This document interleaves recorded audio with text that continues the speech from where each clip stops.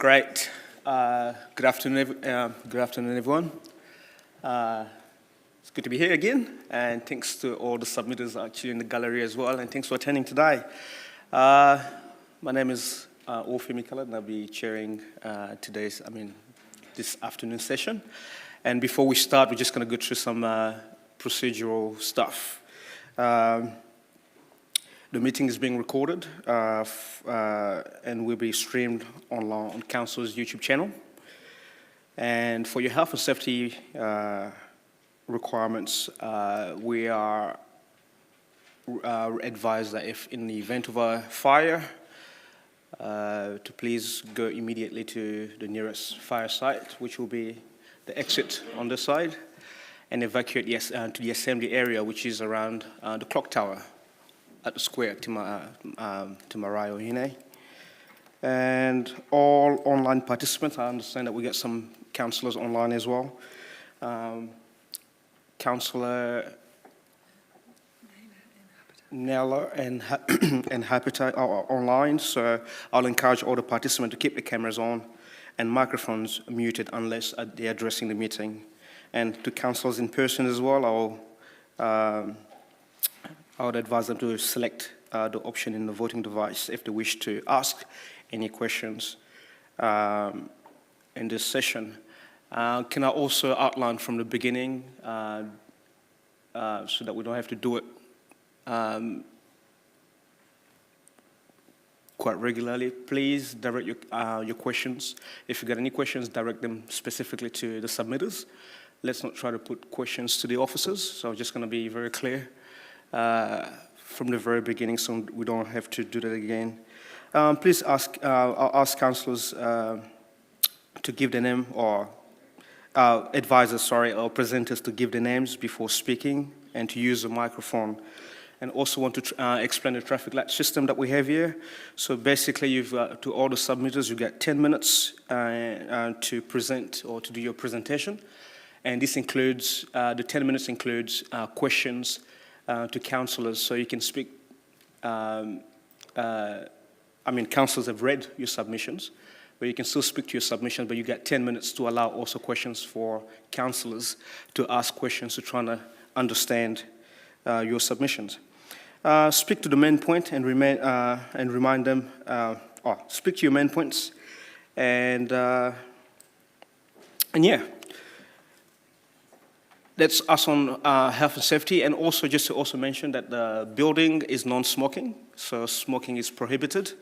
And also to all the submitters, I just want to advise to be respectful, and in the event where it gets a bit unruly, I'm going to have to stop the meeting and ask councillors to leave the chamber or to have you stopped. So that's us on the health and safety procedures. We can move on to the next item. Are there any apologies? Mr. Chair, just early departure on council business. Thank you. So we got Mr. Mayor on early departure. Are there any other apologies? No. Are there any conflict of interest? So we ask for a mover, seconder. Can I please get a move? Thank you, Councillor Hancock and Councillor Barrett.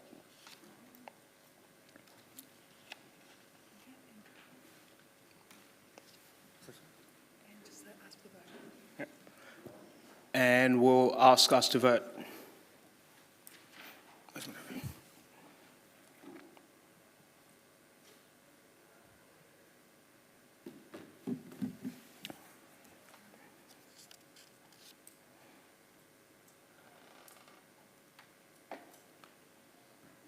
So good, it's passed. Are there any conflict of interest? Nope, no conflict of interest.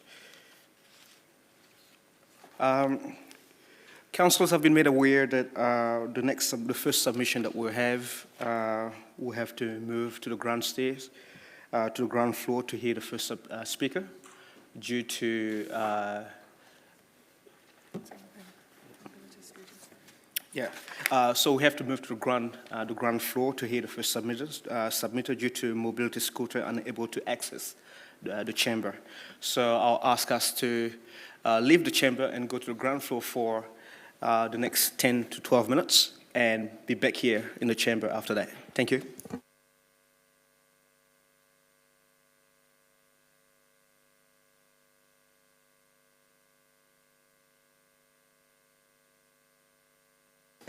Oh, yeah, and all your stuff are safe because there will be stuff here in this room as well, so you can leave your stuff.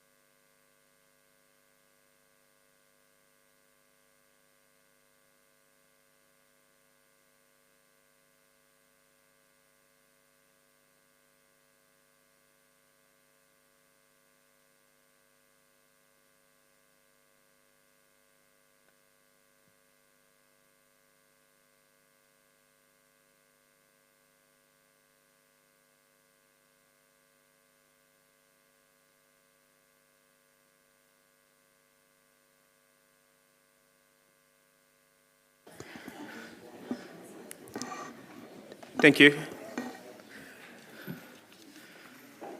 That was a bit different, but just to also clarify, earlier on I mentioned that we shouldn't be directing questions to the officers, but also if a question is ready, a question is an answer that's really readily available from the officers or something that needs clarification, I'll be using my discretion to allow the officers to answer them. So just want to clarify that.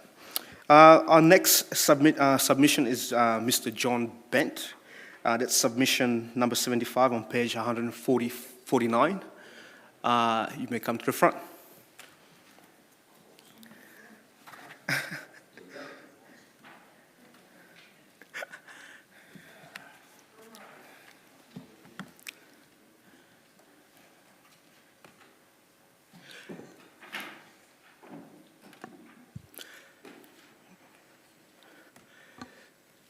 Thanks, John. You've got 10 minutes, and this is inclusive of questions from councillors. The floor is yours.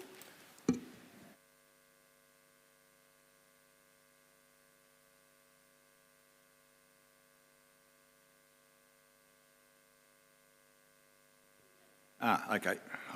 There was a little green light, so it should be a big green light. Right. I'm well aware of the usual proceedings for these hearings and meetings, but what I address to you, I'd like to find out what you're particularly interested in with regard to my submission. So, and with your consent, Mr. Chairman, I'd like to invite questions on my submission as received by the Council in the order paper.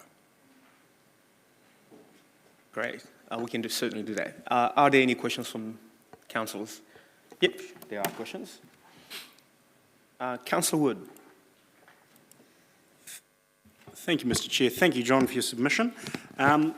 You talk about council funding a number of nice-to-haves, and that term is naturally subjective because, as it is in every circumstance, I was wondering if you could give us some examples and perhaps an outline of what, in your view, we're funding that are nice-to-haves.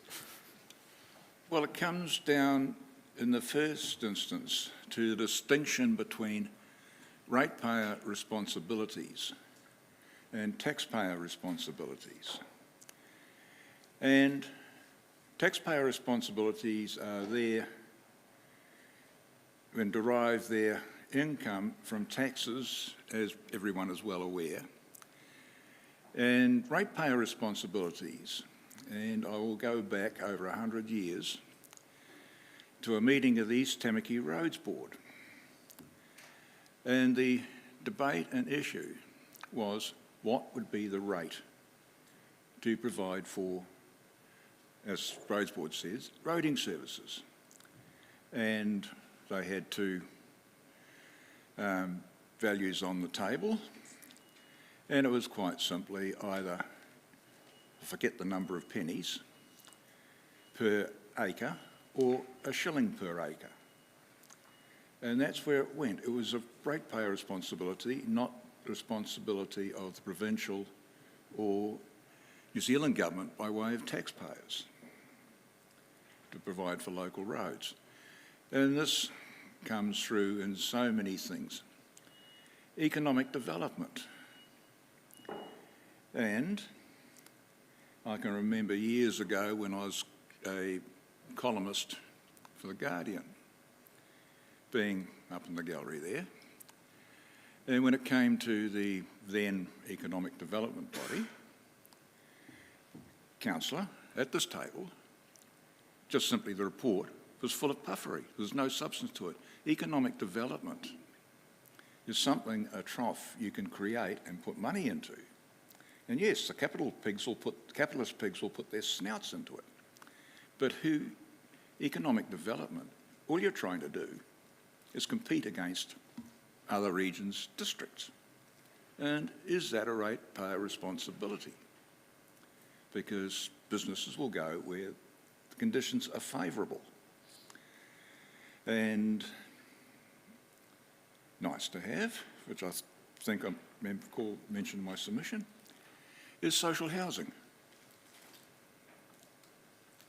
It's nice to have. It costs the ratepayer money. It saves the taxpayer money. But it is not, in my view, something that should be funded from rates. Thank you. And so what I would ask, I appreciate you giving some context to your thinking there. Are you aware that the Local Government Act requires us to look after the social, economic and cultural well-being of our people? Yes. So we can't just choose not to look after the social well-being of our community. Yes, but that is a taxpayer responsibility. There are other elements, as coming here today. I went past Hancock Community House.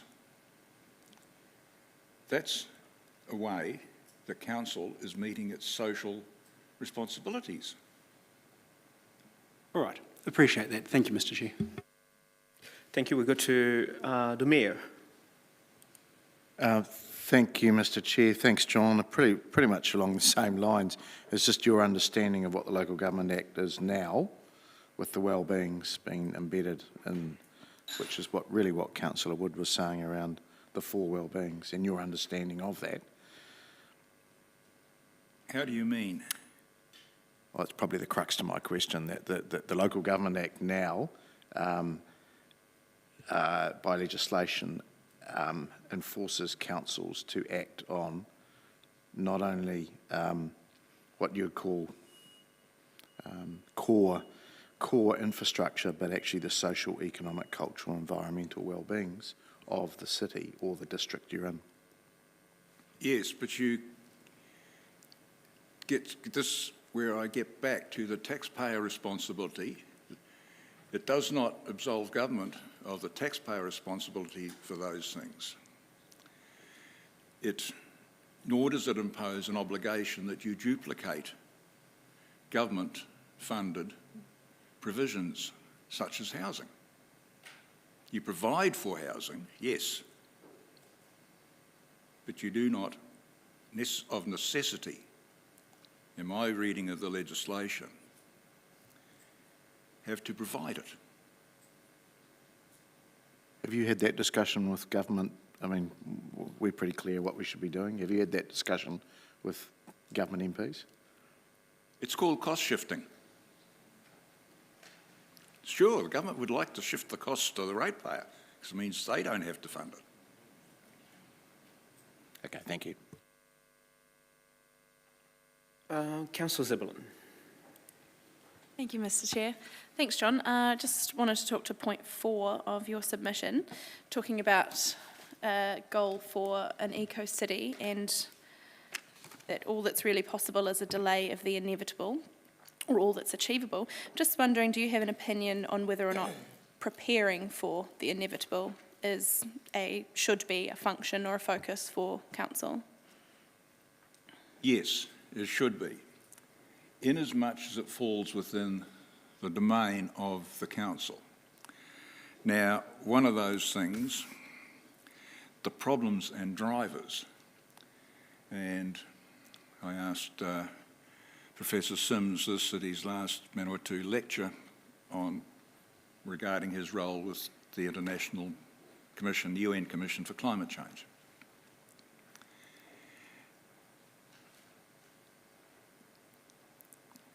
But something I had printed off this morning to bring along is the opinion of the authors of this is all life on Earth and human civilization are sustained by vital biogeochemical systems which are in delicate balance. However, our species, due largely to rapid population growth and explosive consumption, is destabilising these Earth processes, endangering the stability and the safe operating space for humanity. In other words, to me, in the simple way of putting this, more of the same is only going to deliver more of the same. And a population is the basic fundamental increase, is the basic fundamental driver of what we're experiencing now, which I term as self-evident climate instability. which is not an argument about numbers or models or anything else. Is the climate currently appear to be unstable? I think the answer over the recent year has to be yes. And yes, that's essentially it. And the thing that Palmerston North can do to support that is quite simply not provide for explosive or any notable degree in the growth of housing within Palmerston North. In other words, if there's no housing, there is no population. Someone else can have it and deal with the problems, not Palmerston North. So perhaps degrowth could be a key function in preparing for the inevitable, as you say? Yes, we need to prepare for the inevitable. And no, maybe I'll just complicate things. Thank you very much, John. Mr. Chair. Councillor Naylor, online. Thank you. Kia ora, John, and thanks for your submission. My questions relates to Goal 5 and the comment that you've made in under 5B. You suggested that council has neglected its core services, and I'm just wondering if you had any particular core services in mind, or if perhaps you could elaborate on what you're meaning by that. Right. Well, one that's currently topical is the wastewater proposals. The last time I looked, the application had been returned from Horizons. There are several issues here. One is inflow and infiltration. That determines the size of what you're dealing with. And over the wetter months, the inflow and infiltration is when it has its greatest impact. And this also goes in that same article I'm referring to. The greatest impact that they comment on is nitrogen flows to surface waters. And that is what nitrogen is a notable component of sewage treatment plant outflows. And that, according in their opinion, the planet is already past the tipping point. We're there. We can only reduce that. And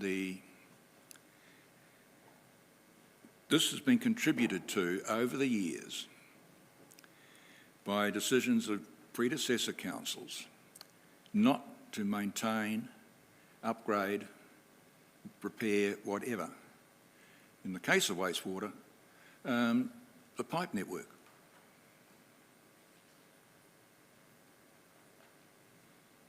Funding Okay, nice to thanks, have. John. Evan? Thank you, Councillor. Because she's been waiting for so long, I'll allow Councillor Johnson to have her question. It's okay, we don't have time, I'm happy Sure, to no worries. just leave it. Yeah. Thank you very much, John. We really appreciate your submission, and thanks for taking the time to speak to us today. And as with the other submissions that we heard, we'll be taking this into consideration. Cheers. Thank you. Just slap everything together.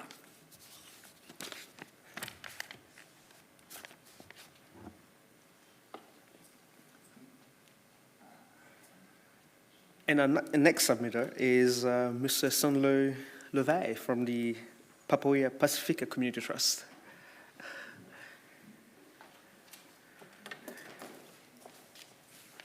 Followed by Courtney Manu.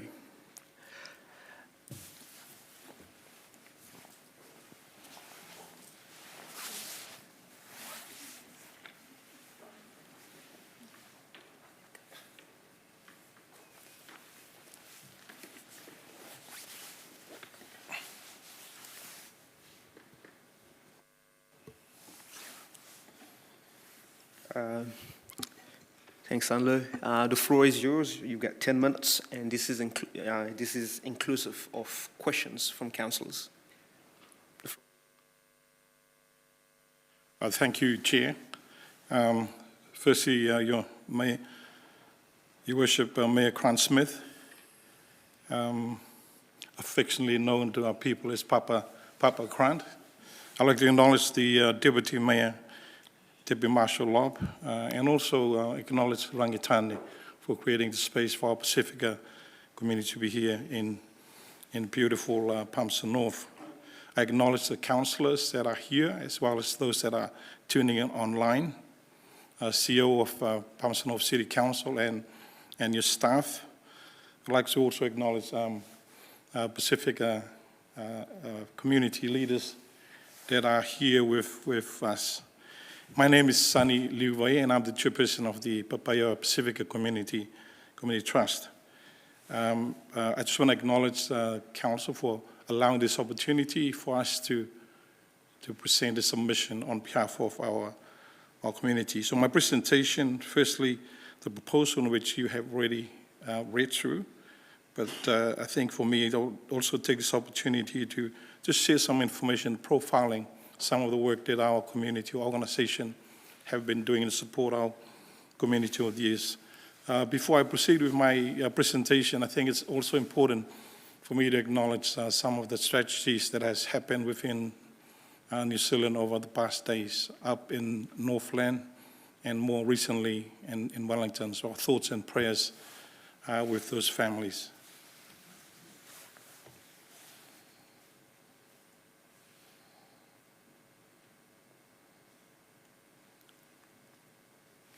Okay, very briefly, that's the outline of my presentation.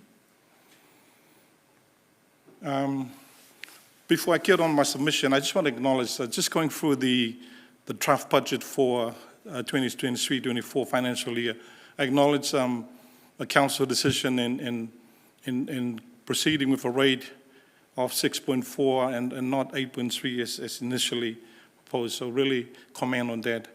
I also comment on the investment in a number of projects which I see will have a direct benefit for our Pacifica communities here in Palmerston North, whether it's community facilities, social housing, health communities and events. In particular, funds for the celebrating of communities and events.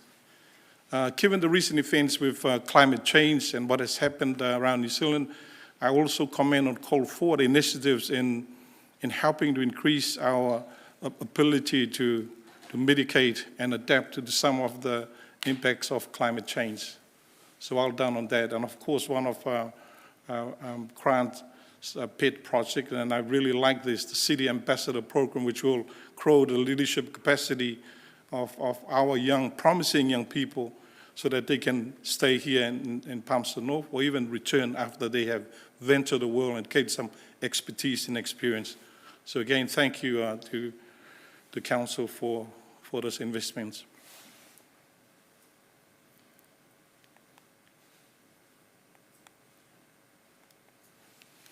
Okay, so just cut to the chase. I guess why I'm here today is things that happen within our space.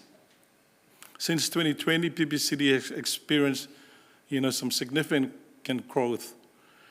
We used to get our revenues from hiring of the whole, and because of opportunities that COVID has presented, including growth in the scope of our work, our revenue as an organization has increased quite dramatically. So we've employed staff as well as a growing group of volunteers who continue to be an important feature of social providers like ours.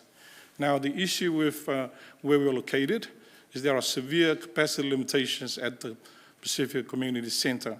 I think 2 years ago, I was here presenting to the same audience, asking for consideration for the council if you can make an investment in increasing the capacity. But there are certain issues that we're facing. The current place poses health and safety risks for employees as well as the community who use the hall. Most importantly, it also impacts negatively on current services and user experience.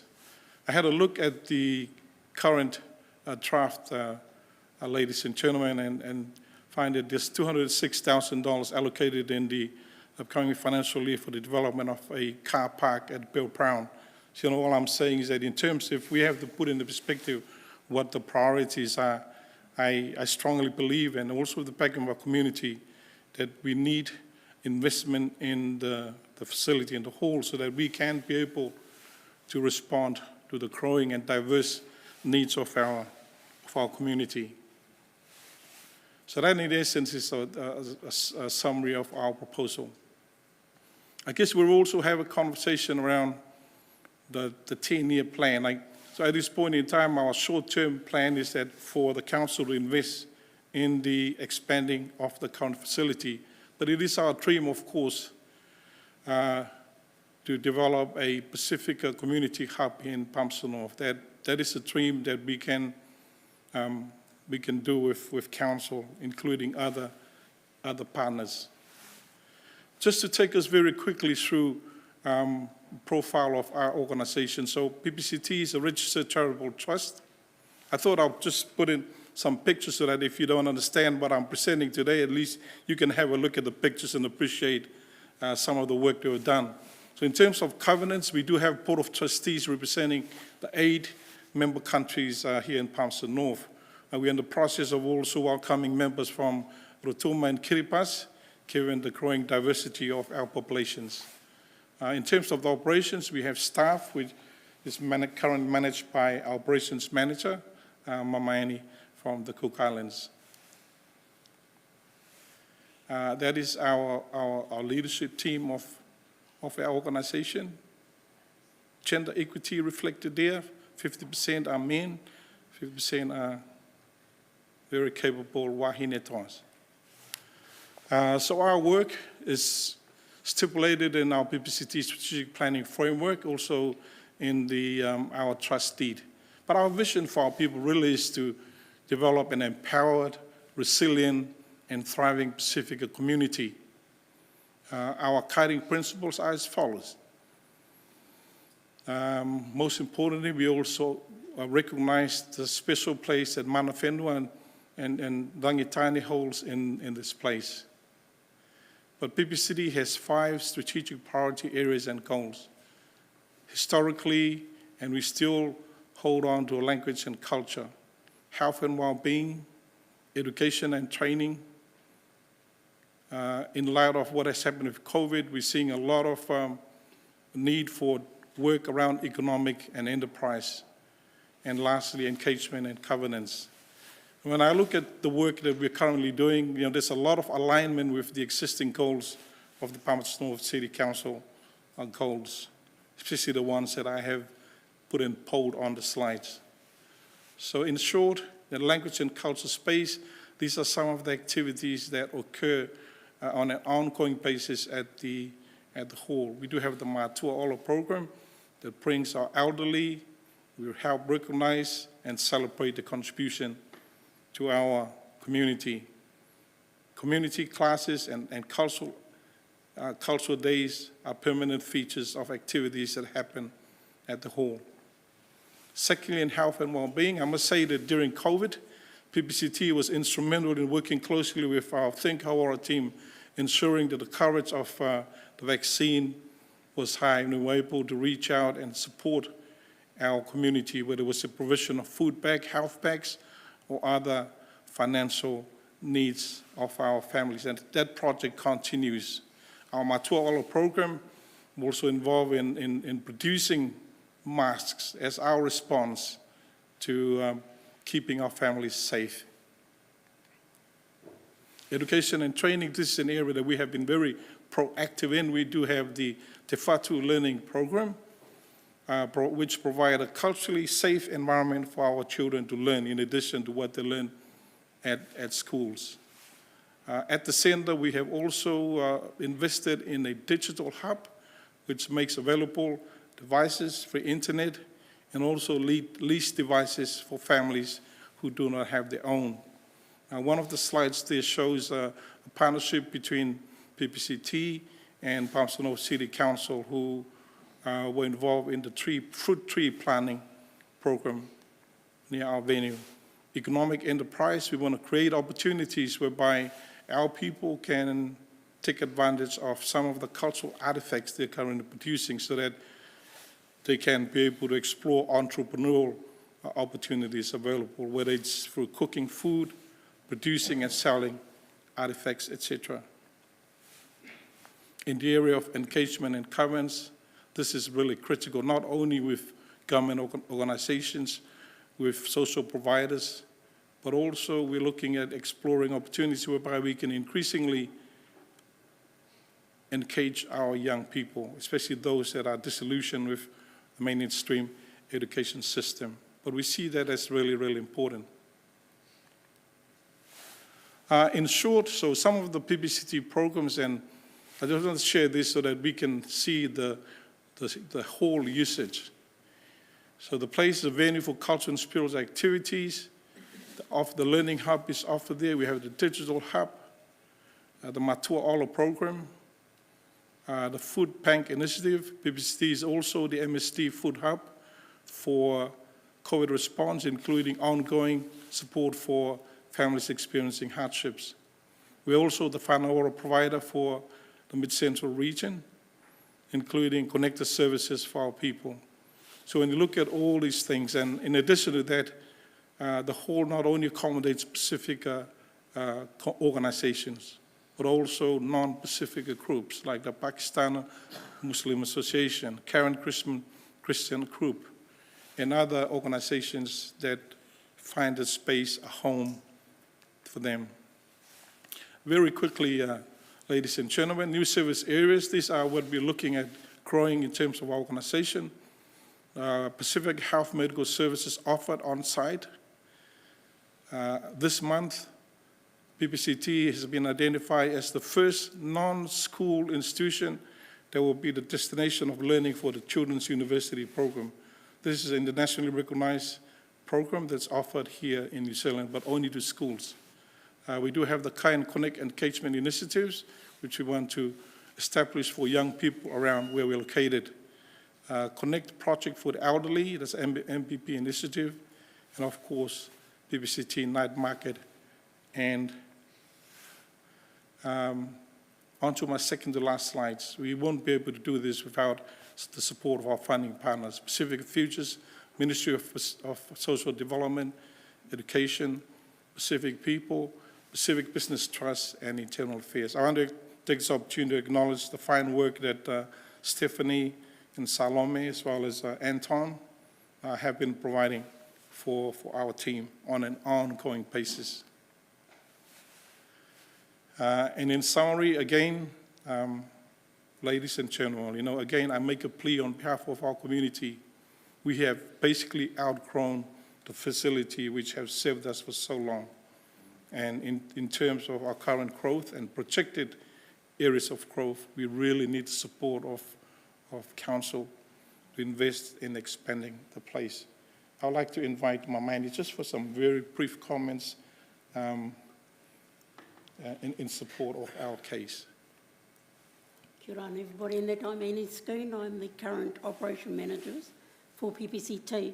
Probably one of the things that he didn't touch on, one of the things that we wanted to increase and include was the housing part, Pacific housing, and just for our Pacific community, and that unlike in that our Pākehā people and that, a lot of our Pacifica people, they struggle in that with some of the things, and that sort of sees government for housing things. So yeah, we're going to go out there, and one of the other things we're going to help them with is voting. Learning how to vote, whether it be for local government or national government, and they're just going out there. But some of the things, that yes, our hall, we've outgrown our hall. And capacity-wise, if you look at an aerial shot in that of the park, you'll see that the rugby got all these changing rooms, and we have a little wee bit there.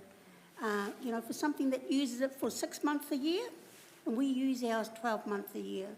I'm looking at the space there, and that where do we put our nurses? We can't even house our nurses when they come there, our health department. For a lot of years, and that when we have a family event, my family, and that there's 50 alone before I get the outside family.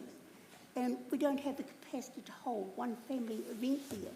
So luckily enough, when we have our Mātuola Thanksgiving, I'm glad that some of them don't come because we all wouldn't be fitting in the hall. And when we invite people from the City Council, I'm going, oh, I hope they don't realise we've overdone our numbers and sort of hide in the corner. So that's probably some of the things that we're looking out for. But please, if you can help us, I'm all for it. Thank you, Mama Annie. Hey, ladies and gentlemen, thank you so much. I think investment in the current facility will help the profile and increase the visibility of our beautiful city, which our people are committed to living to and make as our own place. Thank you again for your time. Thank you, Sanlu. We've got some questions here. I'm going to allow some questions. The Mayor. Thank you, Mr. Chair. I didn't think you were going to do that, but anyway, I'll take the opportunity while I can. Thank you, Sonny. Thank you, Annie. It's key that the pressing thing for you at the moment is the Pacifica Community Centre is just too small. Amenities, kitchen, those sorts of things. I mean, there's obviously a short term, but there's also a long term issue as well, isn't there?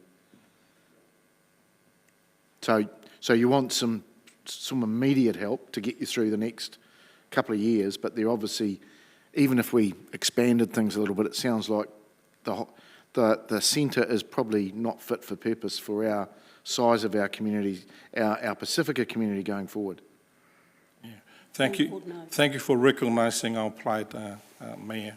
I think that to get to our long-term vision, I think there's need to be some immediate work done to address the current capacity limitations that we have. But again, that's our long-term dream. I just want to sort of the recent facility that was open in Hamilton, which is a great partnership between Pacifica, iwi, Council, and also Common. So that's the kind of dream and aspiration that we have for the long-term but right now we need some consideration in the current budget so we can be able to address the immediate needs of our space. Thank you. Cool. Thank you. Councillor Hapete online.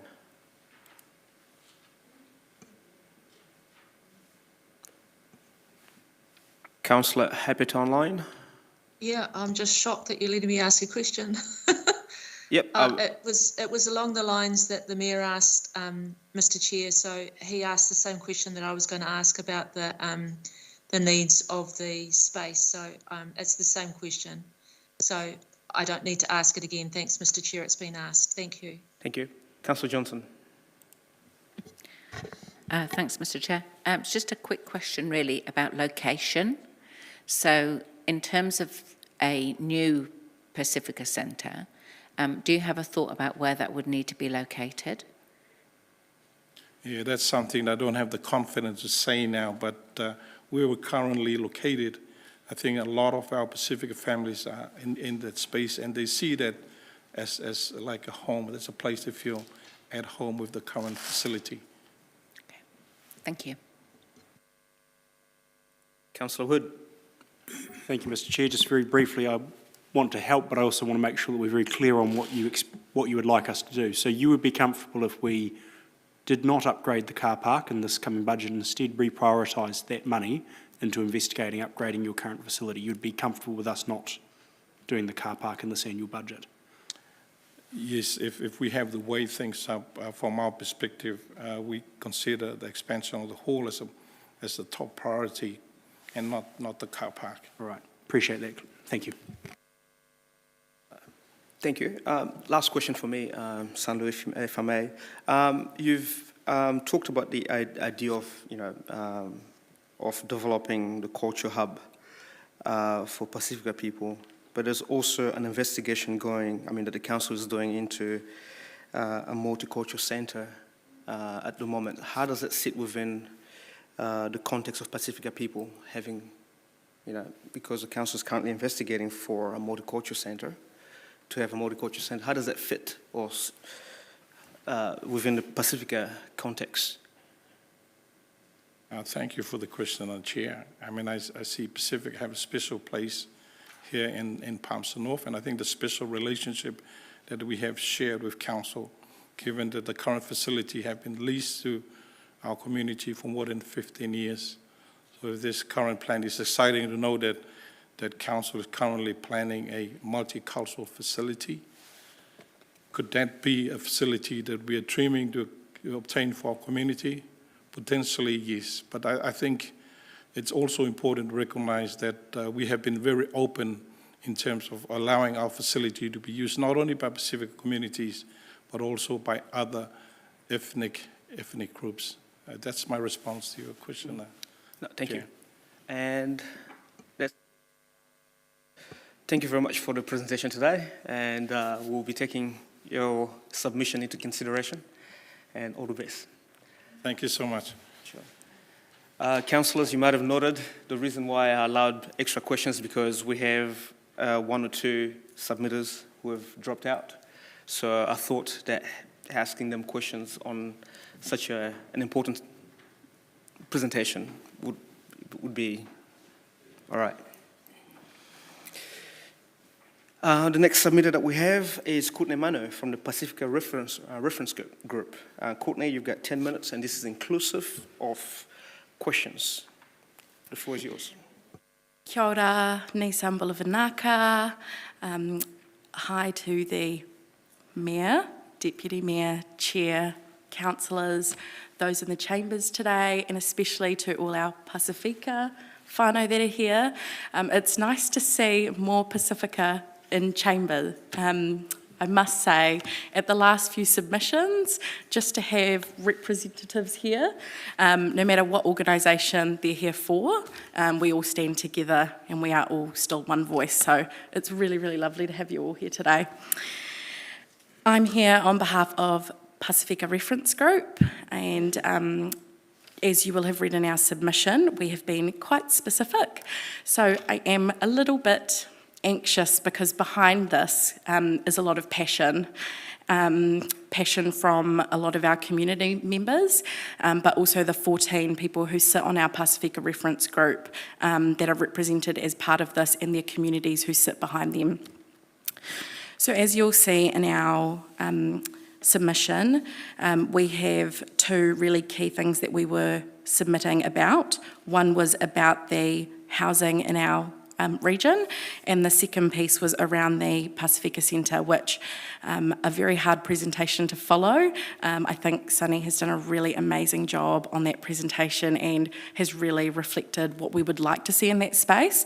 So the Pacifica Reference Group really would love to see that space developed a little bit more, and the budget that's being proposed on the car park be rethought and potentially re-engaged with Pacifica to work out if that is a key area that needs to be focused on, or whether there's some opportunity to change that budget a little bit to do, I think, multiple things at once.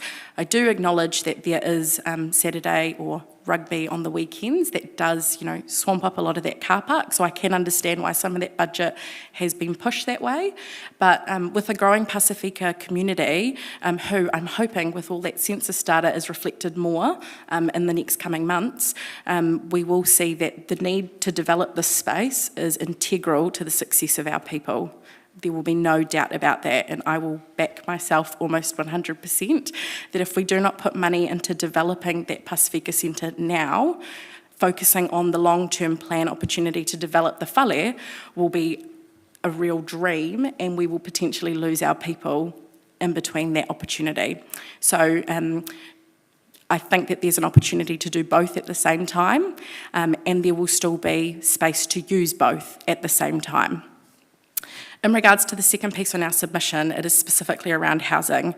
The budget around housing, I believe, was just over $1 million, and specifically around the social housing piece. We know that Kāinga Ora has put out proposals to build social housing in our region, specifically in the areas that we're probably more interested in currently because we know a high density for Pacifica people. Highbury, they've proposed 80 houses. To confirm, 8 of those will be 4-bedroom, 1 will be 5-bedroom. 80 houses, 9 houses that potentially cater to Pacifica people. In the city centre, there will be a section of proposed houses that is about 50 medium density buildings, and only 3 of those will be 4-bedroom. The rest are 2-bedroom and 1-bedroom. Now, while I understand the need for downsizing, I also want to acknowledge that with downsizing, we are putting our Pacifica people, as you have already heard me say, into other houses that will require maintenance and some type of funding put into that space to make those houses livable for some of our people who already have equity issues in the health sector and education sector. We need to be prioritising new buildings also for Pasifika people that are 4 to 5 bedrooms. So in our proposal today, I have also put that we put some budget specifically towards Pasifika houses that reflect that 4 to 5 bedroom increase. And we partner with the Pasifika organisation who can engage with you to make that happen. Now, that doesn't need to look like just putting the money into building the houses. We could make that partnership look like potentially partnering on some land opportunities that we know council has. And maybe there's some community organisations out there that could build on that land. We know that some of our churches own some land. There's potential to do partnerships in that space. The piece on that would be around engaging to work out what that partnership might look like and who may fit best to make that work. The goal here is to work as a collective to create more houses for Pasifika. So whatever that looks like is a success anyway, as long as it's for Pasifika. I suppose that's the crux of the application, which I'm sure you all read, but I thought I would give a little bit of a spiel too. So I suppose I'll open up the floor to questions and hope that I represent our Pasifika people well when I answer them. Thank you, Courtney. We should have some questions. Councillor Barrett. Thank you, Mr. Chair. Thanks, Courtney. Both the Pasifika Reference Group's submission and the prior submission from PPCT reference support for the City Ambassador Program. Just wondered, the rationale given by PPCT was around kind of youth leadership development. Is that kind of similar rationale for the Pasifika Reference Group? Absolutely. I think when we speak to those submissions, the reason why our submissions were quite similar is because we, like I mentioned earlier, do speak with one voice. Our youth are the future and will hopefully sit in these spaces one day. So, absolutely. Thank you. So my substantive question is really then, can you share with us a bit of your view of what would be helpful and useful in terms of further developing the leadership potential of Pasifika youth beyond just that one program? So currently, I'm part of a youth program or a youth program that is in development, specifically working with young men and women who are in the youth space, who are both Pasifika Māori with a faith-based background. The goal of that organisation and that charity, I suppose, is to work with our young people to focus on what their aspirations as young people really are. I would love to see, I suppose, a focus on our young people and their dreams rather than an education background as per se. We do a lot of great things in the education space for our youth currently through Amanaki STEM Academy and also Te Whatu o Te Pasifika. There's not much out there for our trades and our entrepreneurs, as you would say, or self-employed people who are much like my upbringing and my husband's. So I can only speak from that experience with that. But I would love to see some thinking around what that might look like. And I know UCOL is doing some work in the Pasifika trade space to get that out there. But I see that youth can be catered to in many ways. Our Pasifika people are not often represented in the, I suppose, troubled group of youth that are currently in that area because we have such great programs, but I think there's more opportunity for representation in spaces like the Youth Council, perhaps, which we will engage with our, I think I've forgotten her name, sorry, but which we are engaging with through the Pasifika Reference Group Avenue as well. So just making sure we have representation at tables as well is important. So I hope that answers your question. Thank you, very helpful, Mr. Chair. The Mayor. Thank you, Mr. Chair. Thank you, Courtney, for your submission and also the work you're doing with the Pasifika Reference Group. We're seeing a lot of you, which is really good. I think Sunny explained well the needs of the centre, but your focus on the housing. So your plea to us is on page 218 is around that the money that we've got set aside around some of the social housing, it's about $1,049,000, that you'd like to see some of that sort of started to look at it as a plan for Pasifika intergenerational type housing. Mm-hmm. Is that what you're asking for? Absolutely. Right. Yeah. So some of that money to start a plan around what it may look like, a joint venture, a build, whatever it may look like.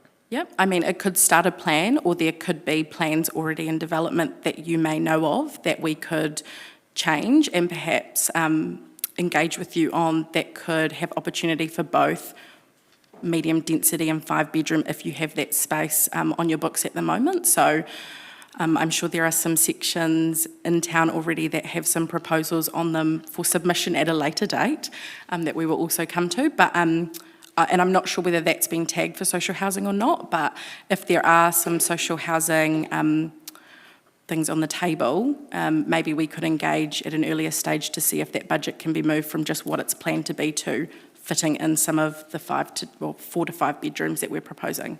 Right. Okay. I've got it clear. Thank you. Councillor Bourne. Thank you, Mr. Chair. Thanks, Courtney, for coming to speak. Two things, I think. First, just to be clear, you mentioned the $1 million for social housing. That's not going to build 10 houses. So you're talking about us starting to explore what a partnership might look like so that Pacifica needs are covered in our social housing. Have I got that right? Yeah, basically, whatever that might look like, I think as long as we're engaging on it and starting to discuss it, great. Good. And then I was reading your submission and reflecting on the last time you presented to us with Pacifica Reference Group, where you talked about Pacifica people being all over the city. And I just wanted to seek a comment from you there when we're talking about this particular focus on Bill Brown area. Mm-hmm. Have we got that right? Or do you want us to focus on Bill Brown, or do you want us to think about Pacifica across the city? We can't make an immediate change on where the saturation of our people is currently. We can only look to develop it to meet their needs right now. And right now probably doesn't look like today, tomorrow and next week. It probably looks like this year, next year and the year after. Therefore, those statements. However, that long-term plan is potentially the opportunity where we submit to say that those other goals of ours are able to happen. Right now, I don't think it's possible. But obviously, I'm always here to push the envelope and say, we can do it, and you can give us the whole $1 million. But a girl can dream, so, yeah. Thanks, Courtney. Thank you, Mr. Chair. I think that's time. Councillor Johnson. Thanks, Mr. Chair. Thanks, Courtney.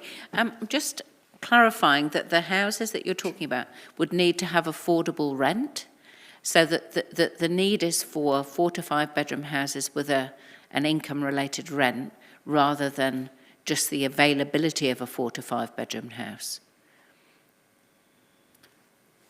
Really good question. I'm scared to answer this because I feel like if I get it wrong... No, there's no right or wrong. We want to be clear what it is you're asking. Yeah, it needs to be affordable. Yeah.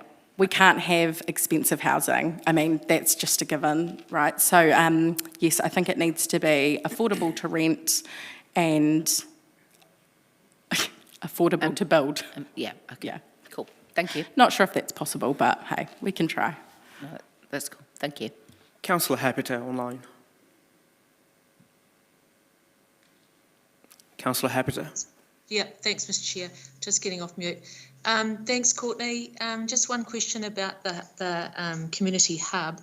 Looking at a partnership model, how do you think that looks going forward? Because we couldn't do it alone, and would the Pacifica community be able to put any funds in, or would it be all funding that you would have to source yourself from other parties? I probably wouldn't be the one to make comment on that because the hub is currently occupied by PPCT, but I would say that, if I'm allowed to, that I think that there would be an opportunity to partner and we would be able to find funds to meet a partnership agreement if there is one on the table. Okay. Thank you, Courtney. Sorry if I put you in a position, but I just wanted to clarify that with you. Thank you. Thanks, Mr. Chair. Councillor Arnott. Thank you, Mr. Chair. I have a question. Last time we saw you here, you probably know what I'm going to ask you. Did you ever contact the people in Hastings, the Pacifica people in Hastings that joined up with the church and for the housing development over there to sort of look at their model? I have not yet. That's okay. Yeah, well, there's lots of options, isn't there? So that would be a good one to look at. And Is that a question, Councillor? no, just another comment. Yeah. Sure. Thank you very much. Another great presentation, just as good as the one before you. Thank you. Councillor Wood. I have a question. Thank you for your presentation, Courtney. I really appreciate you coming to speak to us. One of the things I really liked about your presentation is looking at the opportunities to partner in the housing space, because as you recognise, council has a constrained budget in terms of what we can afford to build ourselves. One of the concepts that's been floating around is whether or not council has a community housing partnership fund where organisations in the Pacifica community or other communities could access funding, whether it was in terms of support of land being provided or in terms of initial funding to help get the loans that would be needed to build projects to the scale that you're talking. Would that be something of interest, or is it something you would like the council to drive and say, right, we are going to build something, you come to us? Because I'm trying to figure out where the impetus would be. If we had a fund, would you come to us, or would we need to go to you? What would be better, or a bit of both? In the Pacifica space, a lot of stuff is done through face-to-face talanoa, and it's a lot of both of the parties coming together to discuss something. Currently, in terms of funding, Pacifica obviously have to. We go up against a lot of other people when we go into funding pools. If there was specific opportunity to have Pacifica tagged housing funding, that would be great. When you put us up against other housing providers who are much more established and have been in the game a lot longer, and they are applying against us, and we are trying to find funding from other avenues at the same time, it can become quite difficult. To me, this looks like an engagement in a long-term type of talanoa framework where we can discuss what that actually might look like off the table and then put it back on the table for everybody else to be able to feed into potentially. Awesome. I don't know, does that answer your question? Really appreciate that context. Thank you, Courtney. Thank you, Mr. Chair. And lastly, Councillor Fitzgerald. Thank you, Mr. Chair. Tēnā koe, Courtney. Welcome back. Courtney, just wanted to, a couple of questions. Do the Pacifica Reference Group have any available data on cohorts or whānau sizes? We have the previous census stats.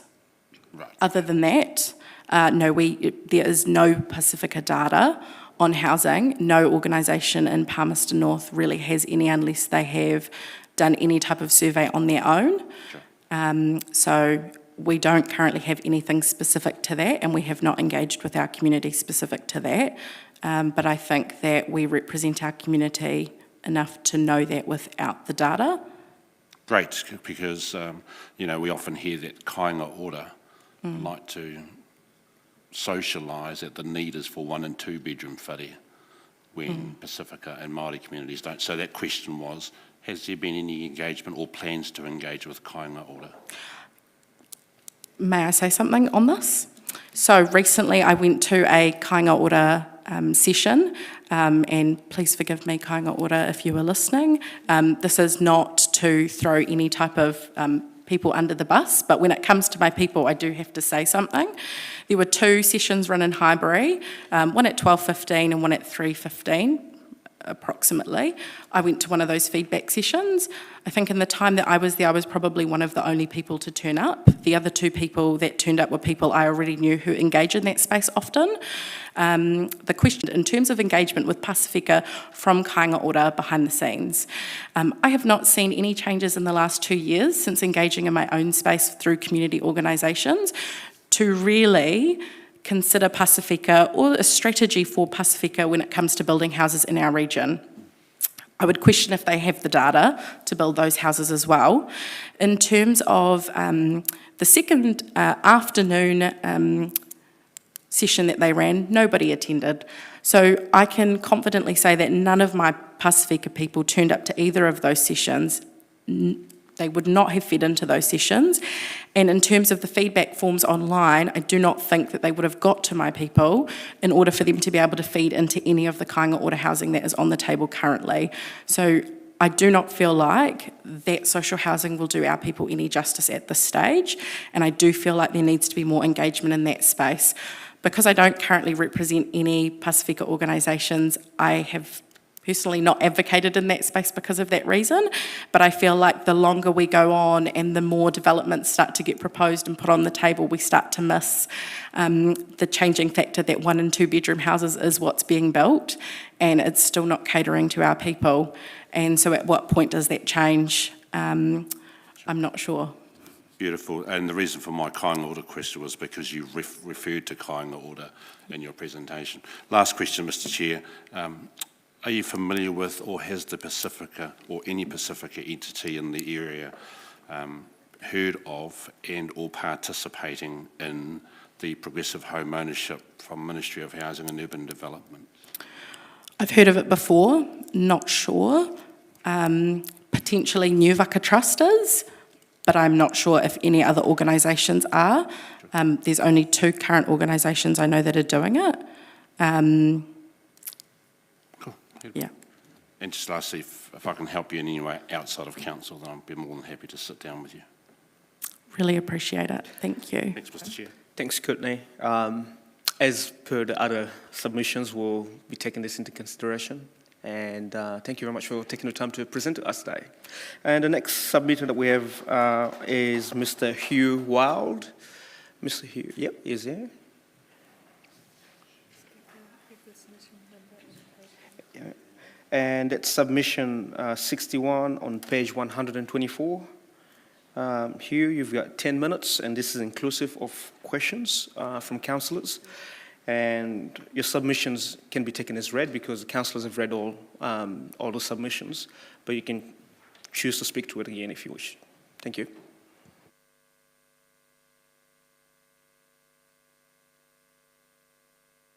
Would you be able to turn it on? Yeah, sure. Oh, I thought the green light was on. My eyesight.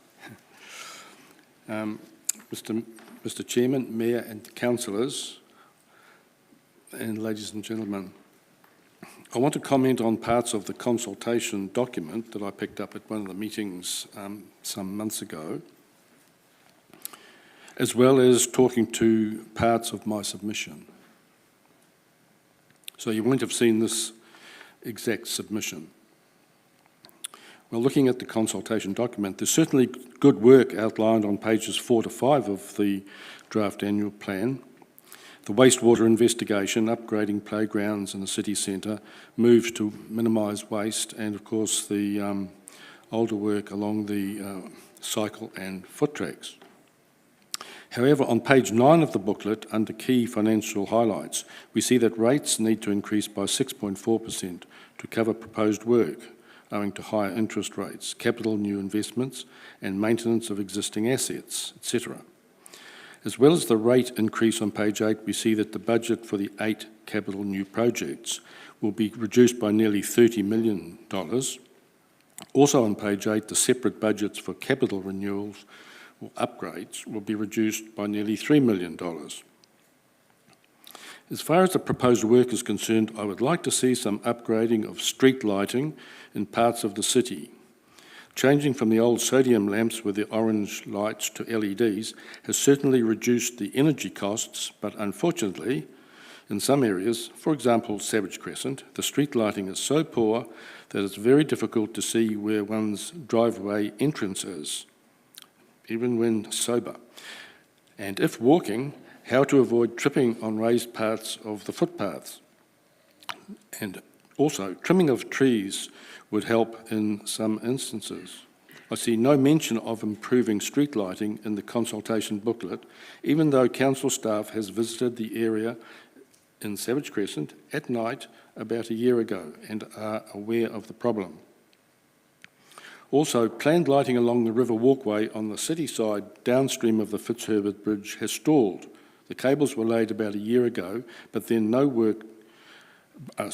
work stopped, although lamps not yet connected have been installed on the far side of the river downstream of the new bridge, on the pathway to Massey and the urban eels. It seems that money has run out for the river pathway lighting project. Now, we all know that costs to run the city increase yearly. Interest rates, labour costs, building and construction material costs, and so on. On page 6 of the document, the authors mention getting ratepayers help of how to slice the pie. Well, in my view, the pie is too small, but simply jacking up the rates every year is not the answer. We all know that costs of running a city are met by councils levying rates, by borrowing, and by some government grants. Clearly, the council needs to start taxing more private assets. And make no mistake, city rates are a property tax by another name. Palmerston North Council levies this tax on unimproved land with no component of the value of the improvements. The council's own website shows that in some city suburbs, the value of improvements can exceed the land value by more than 40%, higher in places. Privately owned homes are a non-rated resource that should be included in the rating calculation. Now, changing the rating system to include part or all of the value of improvements does not necessarily mean that rates need to increase across the board. The council can adjust the property values using the rating factor, which last year was reduced from 0.00635 to 0.004103, owing to the latest skewed land valuations. And now, plans to increase the rating factor back to 0.006 for the next rating period. Rating improvement values, as well as land values, spreads the rates burden more fairly across the city between older suburbs with larger sections and generally lower home values, and newer suburbs with smaller sections but much higher value homes. It also provides a larger catchment of funds to run the city. Section size or land value alone does not reflect the amount of use of city resources that those living there make. In my view, land value rating belongs to mid-last century, where section sizes of a quarter acre were common throughout the city. We need to adapt the rating system now for the 21st century. Thank you. Thank you, Hugh. Councillors, do we have any questions? Yes, Councillor Naylor, online. Thank you. Thanks for your submission. I've read in your submission that you would support deferring the planned upgrade of Te Manawa and other improvements in the central city. I'm just wondering if you could clarify which upgrades you were referring to in the central city? Yes, well, I'd heard, maybe this is not accurate, but I'd heard that the council was proposing upgrading a lot of the area around Te Manawa. But I think, as Mr. John Bent would say, that's possibly a nice to have. Yes, I'm not sure about that. Thank you, that clarifies that. Thank you. Councillor Bourne. Thank you, Mr. Chair. Thank you for your submission, Hugh. I'm over here. Probably on a similar line to where Councillor Naylor was. In your submission, you talked about deferring upgrades, but wanting to focus on completing unfinished projects and repairing buildings. So can I take it from that you would support the work on Te Manawa to the extent that that's repairing the building, yes, and dealing with the earthquake-prone issues that we've got? Yes, but not a complete rebuild. I'm not sure whether a complete rebuild of that area was envisaged, but certainly, and I think the library needs another repair on the roof, does it not? It absolutely does, yeah. And the project that needs to be finished, of course, is the river walkway lighting. It's just stopped about a year ago, presumably through lack of funding, but I don't know. Your preference is to seeing things finished and kept to the standard that they're at rather than doing new things? Well, yes, I think that's sensible. I know my wife expects me to finish a painting job before I start another one. She is a very wise woman, clearly. I think we should all finish what we start. Absolutely. We start something new, but we don't always do it. Thanks for your submission. Thanks for your submission, Hugh. I think that's it for questions. And like the many other submissions that we receive, we'll be taking this into consideration. Thank you for the time that you've taken to speak to us today. Our next submission is Federated Farmers of New Zealand, Mr. Marie Aldaway, Provincial President of Manawatu Rangitiki, and Policy Manager Peter Metich with us today. Team, you've got 10 minutes for your presentation, and this is inclusive of questions. And councillors have read your submissions, so there's probably no need to repeat, but if you wish to repeat them for councillors, please do so. The floor is all yours.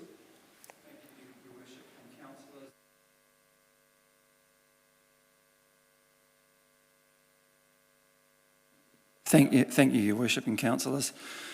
With me, Murray Holdaway is now the past president for Manawatu Rangitiki. We had an annual general meeting 2 weeks ago. Ian Strawn is the new president. He couldn't be with us today, so Murray's winging it and stepping in.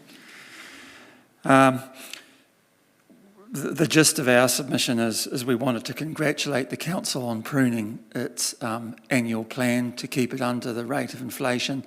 The rate of inflation that I quoted in the submission, 7.2%, is actually now 6.7%, Department of Statistics, for the March quarter. And basically the recommendations on pages 3 and 4 are the key things. Sorry to interrupt. For councillors, sorry, I failed to mention earlier that submission 74 on page 145. So basically, we like the tone of the council's budget. We think there's an opportunity possibly for council considering a further differential for rural rated properties. We have some 50 members in Palmerston North with farming properties, and the suggested thresholds of 5 hectares for horticultural land or 20 hectares for arable or pastoral land would be a suitable proxy, because those are the new regulatory thresholds for farms to require farm plans under the Resource Management Act and hence be operated as farms, and therefore the farmer's income is even less related to the wealth in land than it was before, and even more related to a regulatory threshold. And also the big message this year is Beef and Lamb's announcement for farm profit to fall by a third in 2023, and a continued decrease in milk solids for dairy farmers. Those two things add up to less money for farmers to spend, and if farmers who have those large properties on the outside of town are paying more rates than anybody else, we expect them to see minimal rate increases, and we hope that they will see minimal rate increases. So I'll leave that. If Murray has anything to add, maybe that can come in questions. Murray? Yep. We've got some questions coming through. Councillor Wood. Thank you, Mr. Chair. Thank you for coming in and presenting. I just wanted to ask about your rural rating differential that you're talking about, that we could potentially look at applying. Have you seen examples of other local authorities doing this? Yes. Horowhenua does a rural differential. I was just at their annual plan hearing a couple of weeks ago. Whanganui does a rural differential. So there are examples out there of councils doing them. Appreciate that. And through you, Mr. Chair, perhaps if I may, to our team, have we given consideration before to having a rural rate differential, or is this something that would be a new recommendation for us to look at. Through you, Mr. Chair, I don't have the detail necessarily in front of me, but what I can say is that we do have a differential on rural and lifestyle properties. So there is a land differential, but it will also be further considered as part of the general rating review that's happening at the moment. Right, appreciate that. Thank you. Councillor Barrett. Thank you, Mr. Chair, and thanks, Peter, and good to see you again, Marie. Welcome. Just wanted to ask if you'd had the chance, Peter, to view any of the supporting information behind the consulting document that the council produced. Yes, I did read that while I was looking at the submission. Thank you. So there is information, I admit it may be a bit lost, in there about the differential system that's currently in place, showing that properties over 5 hectares have a 0.25 differential. Oh, okay.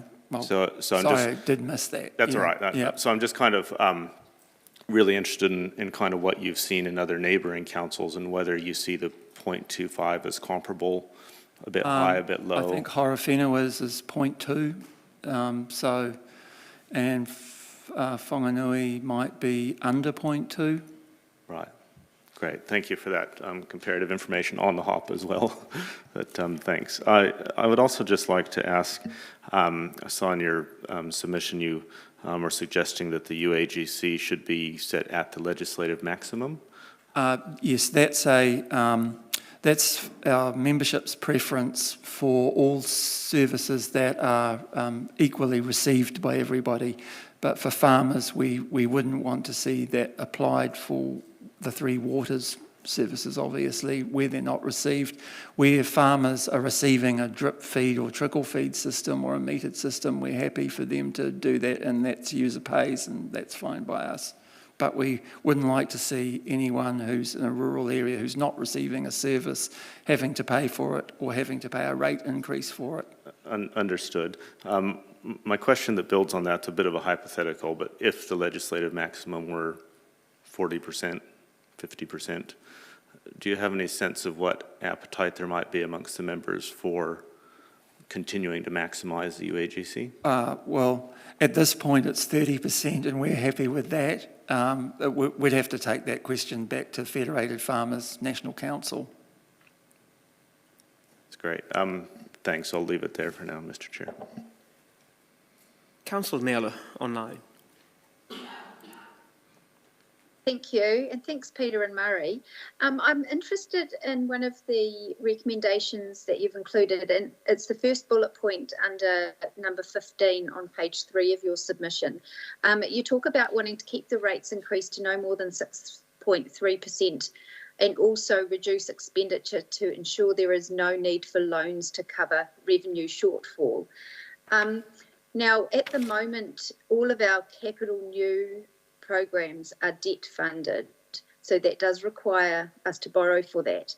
I'm just interested to understand if you support us doing any capital new, and if we were to do some capital new infrastructure, if we were to rates fund that, that would have to put rates up. So I'm just trying to understand, would you prefer us to do borrow no money, or would you prefer us to borrow money and keep the rates down? Our members would prefer not to pay rates on projects that they don't receive any benefit from. So that's the first part of that question, answer to that question. Where there is a need to borrow money, we're happy to pay up to 30% maximum UAGC where it's a service that our members receive. But we would prefer in these tight economic times for the council to consider reducing expenditures on the nice to haves because our members are really feeling the pinch this year and it's going to get a lot harder. On top of the forecast drop in farm revenues, we've also got a new, we're looking at a new methane tax coming in. It's going to be approximately $8,000 to $16,000 per property, which farmers are going to have to find from their income. So we're getting it from all sides, and anything that the council can do to keep our costs down would be greatly appreciated. Okay, thanks a lot for that. I appreciate that. Cool. Thanks, Peter and Murray, and that's it for questions. As with the other submissions, your submission will be considered. And thank you very much for taking the time to speak with us today. Thank you. All right. Our next submitter is Mr. Ross Linklater. Yep, he's here.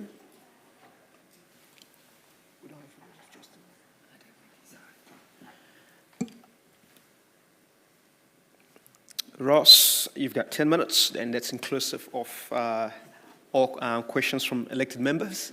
Elected members have read your submissions, but you can choose to speak to it again should you wish to.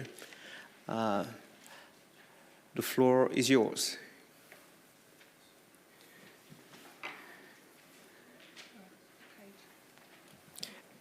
And councillors, that's submission number 97 on page 210.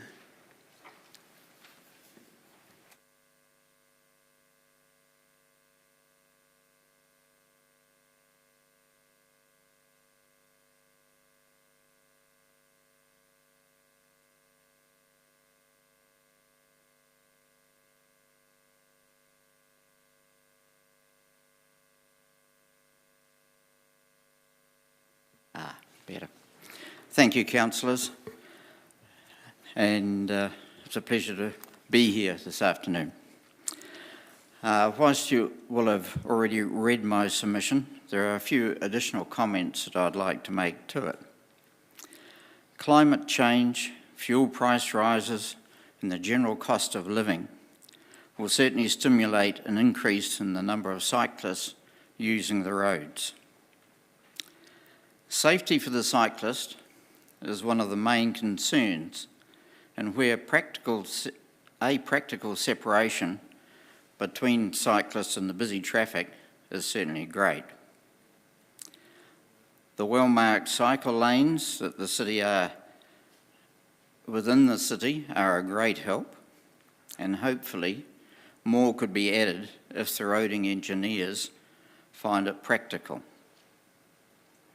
As e-bikes can be of quite high value, it would be helpful if there were more hitching rails placed near the inner city that bikes could be locked to for security while the owners are shopping.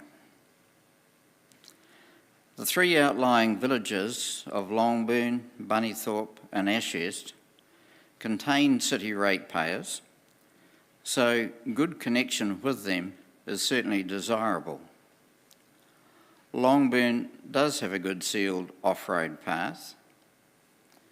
As far as Ashurst goes, I understand there is some good discussion going on towards an off-road path, but the details relative to that have yet to be finalised.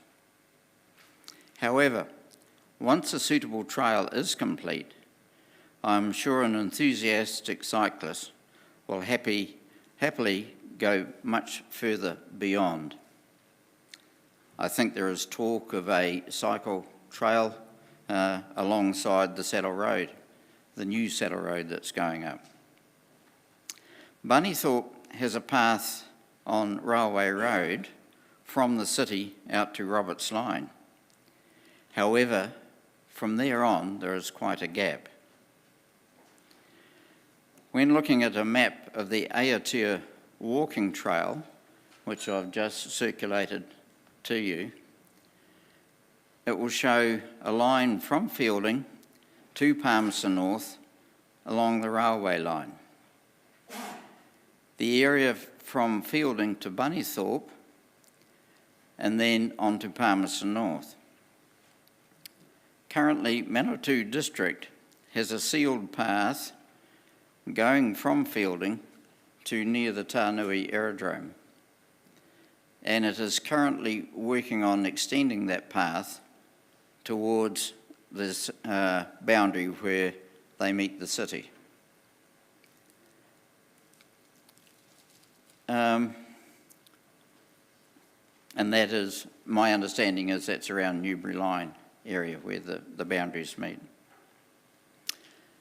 In conclusion, if the city can provide safe cycling paths within the city's built-up areas and in the rural areas connecting to it, I'm sure the number of cyclists will certainly utilise them. And I am hopeful that Waka Kotahi can contribute towards funding towards these projects. I'm wide open for any questions. Thank you, Ross. Councillors, are there any questions? We have Councillor Barrett. Over to you. Thank you, Mr. Chair. Thanks, Ross, for your comments and quite possibly channeling Jim Jeffries. Just wanted to pick up, I appreciate all your commentary around shared paths. Just wanted to pick up, though, in the written submission, you used the term a well-defined cycle lane in the 50 kilometre an hour zone. What, in your view, constitutes a well-defined cycle lane in the urban environment? I'm well appreciative that because of the urban environment and the way it's already constructed, it's not necessarily practical to have a division between cyclists and passing traffic. We do have the advantage that at least the traffic is 50k or below. And I think the likes of going up Ruahine Street, where you've got a defined line and well marked for cyclists, is great. Where obviously car parking has to take place in many areas, often the city has a line marked outside a car parking space, but still providing plenty of room for ongoing traffic between the centre line and the cyclist line. And so it's giving a guide of where the cyclist feels relatively safe, and it's a practical way of doing it. And throughout the city, there are a lot of places where that occurs, and it's fully commended, but it would be nice to see even more done. Thanks. Can I expand on that a little bit to understand your views then around experiments we're doing now in terms of Main Street West? You may be aware there's actually a physical separation being introduced, and whether you have any views on that? Where it is practical and not interrupting the traffic too much, I think it's desirable. I have heard complaints from some people that it did create inconvenience and difficulties, so it's a bit of a cleft stick as to which is the right option. If you're purely looking at it from the cyclist side, yes, it is desirable, but you have to cater for the multitude of the city, and safety is the paramount issue. So if it can be something that is clearly marked, whether the actual physical barrier there is not, is perhaps up to the roading engineers to create the claim of what is paramount. Thank you. That's helpful. Thanks, Ross. Great. Councillor Lou Findlay. Welcome back, Ross. You look right in that seat. I've got two questions for you. Firstly, you mentioned aquatics 2 or 3 times in your submission. We've had both the swimmers and the operators come and talk to us yesterday. What do you see as the answer to the aquatic problem we have in Palmerston North at the moment? The aquatic problem? Mm-hmm. Would you like to elaborate on that a bit more, please, Lou? Swimming Sorry, I withdraw. I've been reading the wrong submission. But never put none. Now I'll go back to the right one. Sorry. Talking about transport and that sort of thing in town. I've got it marked in the wrong space. In your opinion, cycling, and I know you know cycling in the city very, very well. Reasonably well. Where do you think we need more cycle lanes, if necessary? And what is your opinion on the speed limits we're proposing in the city? I think it's very encouraging to see particularly school children feeling that they can cycle safely to school or in the close proximity of a school. I know there's areas where there'll be posters dropping a speed limit during entry and exit times from a school, and I think that's certainly helpful. Some youngsters probably see their mates on the other side of the road and forget about road safety to a degree. So the lower speed limit when school is operational, I think is certainly helpful in that close proximity. And if there is a marked cycle lane, it would be an added advantage. And the speed limits? I am inclined to think that in general, the speed limit I find suitable at the 50k, unless there is a pressure area, like around a school, where I think it's certainly justified to reduce it further. And one further question. As a farmer, you heard Federated Farmers' submission. What are your opinions on a targeted rate? I can well appreciate it that, yes, a targeted rate for a large property over and above a lifestyle block certainly has some merit. There, like every enterprise in this current climate, there are increasing costs, but I also, having had my term on council, I'm well aware of you trying to have to balance budgets and where that money comes from. So I actually have a foot in both camps, and hence a hopefully slightly diplomatic reply. That's why I asked the question. Thank you. Thank you. Are there any other questions? Councillor Dennison, you'd come in and, yeah? Okay. Thank you very much, Ross. I really appreciate you coming in here today to speak to us regarding your submission. And like the many other submissions that we received today, we'll be taking them all into consideration. And thank you very much for your time. Thank you. I would like to add just one little further point. I happen to be amongst a group of cyclists that do cycle regularly, and the average age is 80. So e-bikes are certainly helpful, and they're an ongoing thing, but it's a matter of a mental approach of use it or lose it. And that's sort of within that group, that's the way they think. I believe there's one or two ex-councillors in that group. You'd be correct. Thank you for listening to me. Thanks, Ross. Cool. Councillors, this brings us to the end of session 3 of the deliberation. So we're going to adjourn the meeting and come back for session 4 at 5:30 p.m. today. I now declare the meeting closed. Thank you for your patience. Adjourned, not closed.